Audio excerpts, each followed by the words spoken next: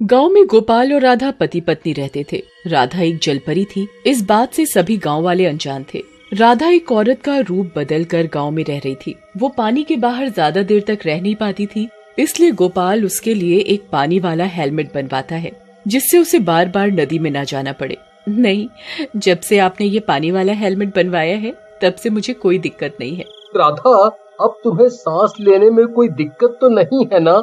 लेकिन राधा, तुम्हें बहुत सावधानी से रहना होगा। कहीं कोई गांव वाला तुम्हें इस हेलमेट के साथ देख ना ले। जी, मैं ध्यान रखूंगी। फिर एक दिन राधा घर का काम कर रही होती है, तभी उनके घर के आगे से एक गांव वाला गुजरता है। घर की खिड़की खुली हुई होती है, तभी उस गांव वाले की नजर राधा पर पड़ती है। उसका पानी से भरा हेलमेट देखकर वो चौंक जाता है। अरे ये क्या? ये गोपाल की पत्नी ने सर पर क्या पहना हुआ है?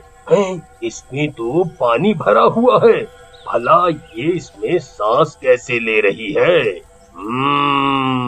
कुछ तो गड़बड़ है। लगता है ये कोई जादुई चीज है। फिर रात होने पर कालिया जग्गू के साथ गोपाल के घर के बाहर पहुंच जाता है। राधा और गोपाल सो रहे होते हैं। वो हेलमेट वहीं पास में पड़ा हुआ होता है। जग्गू भाई, वो देखो, वो रहा वो जादुई हेलमेट जिसके बारे में मैंने तुम्हें बताया था। इसमें जादुई पानी है। गोपाल की पत्नी इसी पानी के अंदर सांस ले रही थी। चलो, हमें इसे चुराना होगा। फिर वो दोनों दबे पांव उनके घर के अंदर घुस जाते हैं। कालिया धीरे से हेलमेट उठाता है और वो दोनों वहाँ से दबे पांव निकल जाते हैं और जंगल के अंदर भाग जाते हैं। अरे वाह वाह कालिया भाई, अब तो हम माला माल हो जाएंगे। हमें इस जादुई पानी की बहुत ज्यादा कीमत मिलेगी। जरा तुम इसे पहन कर तो देखो। फिर कालिया वो हेलमेट पहन लेता है। हेलमेट पहनते ही उसकी हालत खराब हो जाती है। अरे मर गया रे! ये क्या मुसीबत है? मैं सांस नहीं ले पा रहा हूँ। अरे अरे जग्गू भाई, इस कमबख्त हेलमेट को मेरे सर पे से उतारो, नहीं तो मैं मर जाऊंगा। फिर जग्गू उस हेलमेट को कालिया के सर से उतार देता है। अरे बच गया रे, मैं तो बाल बाल बच गया। अरे भाई, इसमें तो साधारण पानी भरा हुआ है, ये कोई जादुई पानी नहीं है भाई।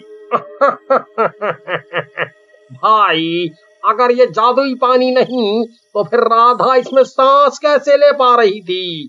दाल में जरूर कुछ काला है। चलो, हमें वापस गोपाल के घर जाना चाहिए। फिर वो दोनों हेलमेट लेकर वापस गोपाल के घर के बाहर पहुंच जाते हैं। वहीं राधा की पानी की प्यास जाग जाती है। वो उस पानी के हेलमेट को तलाशने लगती है। अरे ये हेलमेट कहाँ गया? यही तो रखा था, कहाँ चला गया? अब क्या करूं? मेरी तो सांसें उखड़ने लगी है। मैं और इंतजार नहीं कर सकती। मुझे अभी पानी की सख्त जरूरत है। फिर वो रसोई घर की तरफ भागती हुई जाती है। वहाँ एक घड़े में पानी पड़ा हुआ होता है। वो घड़े के अंदर अपना मुंह डालने की कोशिश करती है, लेकिन घड़े का मुंह छोटा होने के कारण उसका सर उसके अंदर नहीं जा पाता। हे भगवान, अब क्या करूं? मुझे अभी नदी में जाना होगा। अब कोई रास्ता नहीं है। फिर राधा घर से निकलकर सीधा नदी की तरफ दौड़ पड़ती है। फिर वो दोनों भी हेलमेट को वहीं छोड़कर राधा के पीछे दौड़ना शुरू कर देते हैं। तभी राधा दौड़ते दौड़ते नदी के अंदर कूद जाती है।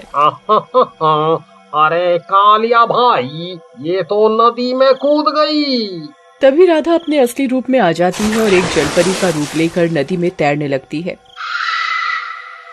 कालिया और जग्गू पेड़ के पीछे छिपकर ये सारा मंजर देख रहे होते हैं। राधा को जलपरी के रूप में देखकर उनकी आंखें फटी की फटी रह जाती हैं। अरे दैया रे दैया, जग्गू भाई, मुझे तो अपनी आंखों पर विश्वास ही नहीं हो रहा। ये राधा तो एक जलपरी निकली भाई। भाई, मैंने तो जलपरियों के बारे में सिर्फ किस्से कहानियों में ही सुना था, आज अपनी आंखों से देख लिया।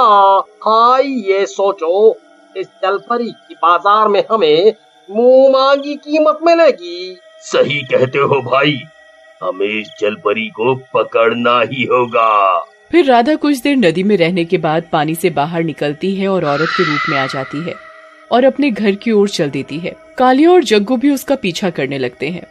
जब राधा घर पहुंचती है तो उसकी नजर अपने हेलमेट पर पड़ती है। अरे ये हेलमेट यहाँ घर के बाहर क्या कर रहा है? इसे यहाँ कौन लाया? चलो अच्छा है ये मिल गया। फिर जैसे ही राधा हेलमेट पहनने लगती है, पीछे से जग्गू और कालिया आ जाते हैं और उसके ऊपर एक चादर डालकर उसे पकड़ लेते हैं और हेलमेट वहीं गिर जाता है। जग्गू भाई कस के पकड़ना, ये एक मायावी औरत है, कहीं हाथ से निकल ना जाए। कौन है? छोड़ो छोड़ो मुझे, छोड़ो मुझे। फिर वो दोनों राधा को एक पिंजरे में डाल देते हैं और पिंजरे को उठाकर जंगल में ले जाते हैं। रास्ते में राधा अपनी चूड़ियों को गिराती जाती है। अरे जग्गू भाई, अब तो हम माला माल होने वाले हैं। इस जलपरी की हमें मांगी कीमत मिलेगी। वहीं दूसरी तरफ राधा को घर में ना पाकर गोपाल घबरा जाता है। राधा, राधा, ओह राधा, अरे नहीं, ये राधा कहाँ चली गई? फिर गोपाल पूरे घर में राधा को ढूंढता है, लेकिन राधा कहीं नहीं मिलती। फिर वो घर से बाहर निकलकर देखता है तो उसे वहाँ पर हेलमेट पड़ा हुआ मिलता है। खाली हेलमेट को देखकर वो डर जाता है। हे भगवान, कहीं कोई अनहोनी तो नहीं हो गई? मुझे अभी नदी की तरफ जाना होगा, शायद राधा वहीं होगी। हाँ। फिर गोपाल नदी की तरफ दौड़ पड़ता है, लेकिन वहाँ भी कोई नहीं होता। राधा, राधा, क्या तुम यहाँ हो? क्या तुम मुझे सुन सकती हो? राधा, राधा। वहीं दूसरी तरफ पिंजरे में राधा की सांसें उखड़ने लगती है। मैं सांस नहीं ले पा रही हूँ, मैं मर जाऊंगी, मुझे पानी की जरूरत है। अरे जग्गू भाई क्या करें, ये तो बिना पानी के तड़प रही है, कहीं ये मर गई तो हमारा लाखों का नुकसान हो जाएगा, लाखों का। कालिया भाई, वो देखो पास में ही नदी है, चलो जल्दी चलो, जल्दी चलो। फिर वो दोनों उस पिंजरे को उठाकर नदी के पास पहुंच जाते हैं। अरे जग्गू भाई, अगर हमने इसे बाहर निकाला तो ये भाग जाएगी, इसे पिंजरे के साथ ही पानी में डुबो देते हैं। फिर वहाँ दोनों पिंजरे को साथ लेकर नदी में उतर जाते हैं। पानी में जाते ही राधा अपने असली रूप में आ जाती है। मैं तुम दोनों को जिंदा नहीं छोड़ूंगी, एक बार मुझे यहाँ से बाहर निकलने दो, फिर देखना मैं तुम दोनों का क्या हश्र करती हूँ। जलपरी, इस पिंजरे में रहकर तू हमारा कुछ नहीं कर सकती। राधा पिंजरे को तोड़ने की कोशिश करती है, लेकिन पिंजरा लोहे का बना हुआ होता है, जिसका दरवाजा मोटी रस्सियों से बंधा होता है। वो उन रस्सियों को तोड़ने की बहुत कोशिश करती है, लेकिन वो उन रस्सियों को तोड़ नहीं पाती। वहीं दूसरी तरफ गोपाल भी राधा की तलाश में जंगल में घुस जाता है, जहाँ उसे रास्ते में राधा की चूड़ियाँ पड़ी हुई मिलती हैं। अरे ये चूड़ी तो राधा की है, जरूर वो किसी मुसीबत में है। फिर गोपाल चूड़ियों का पीछा करना शुरू कर देता है। वहीं दूसरी तरफ राधा मदद के लिए लोगों को पुकारती है। बचाओ, बचाओ, कोई है, बचाओ।